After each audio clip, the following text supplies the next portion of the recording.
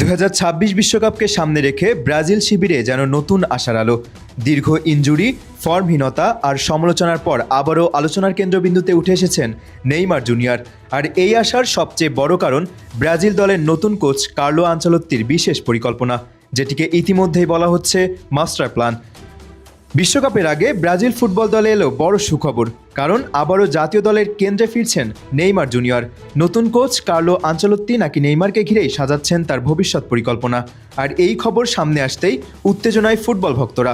গত কয়েক বছরে ইনজুরির কারণে বারবার মাঠের বাইরে যেতে হয়েছে নেইমারকে। সৌদি ক্লাব আল হিলালে যোগ দেওয়ার পরও প্রত্যাশা মতো পারফরমেন্স করতে পারেননি তিনি। অনেকেই ভেবেছিলেন হয়তো জাতীয় দলে নেইমারের অধ্যায় শেষের পথে, কিন্তু ঠিক তখনই ব্রাজিল ফুটবল ফেডারেশন বড় সিদ্ধান্ত নেয়, দলের দায়িত্ব তুলে দেয় অভিজ্ঞ কোচ কার্লো আনচেলত্তির হাতে। রিয়াল মাদ্রিদে কাজ করার সময় আনচেলত্তি যেভাবে বড় তারকাদের সামলেছেন, তাতে তার উপর আস্থা রাখছে ব্রাজিল। জানা যাচ্ছে তিনি নেইমারকে শুধু একজন ফরওয়ার্ড হিসেবে নয়, বরং পুরো দলের ক্রিয়েটিভ লিডার হিসেবে ব্যবহার করতে চান। আনচেলত্তির পরিকল্পনায় নেইমার খেলবেন একটু নিচে নেমে, ঠিক প্লে মেকারের ভূমিকায়, যাতে তার উপর গোল করার অতিরিক্ত চাপ না থাকে, বরং তিনি নিজের অভিজ্ঞতা আর স্কিল দিয়ে তরুণ খেলোয়াড়দের সুযোগ তৈরি করে দিতে পারেন।